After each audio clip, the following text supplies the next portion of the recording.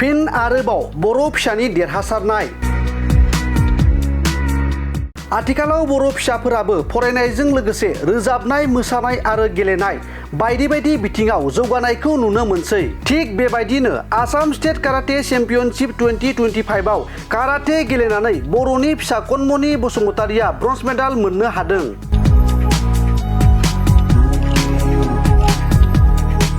नंगौ, गुवाहाटी खानापारायाव थानाय गणेश मन्दिर स्टेडियामाव अल आसाम काराटे एस'सिएशननि बानजायनायाव आरो काराटे एस'सिएशन अफ गुवाहाटीनि मददजों खुंफुंजानाय आसाम स्टेट काराटे चेम्पियनशिप 2025 आव तामुलपुर जिल्लानि सिङाव थानाय जगमारी गामिनि कामेश्वर बसुमतारी आरो कमलेश्वरी बसुमतारीनि फिसाजो 13 बोसोर बैसोनि कनमनि बसुमतारीया आसाम स्टेट काराटे चेम्पियनशिप 2025 आव काराटे 52 केजि लिरथायाव गेलेनानै ब्रन्ज मेडाल मोननो हादों।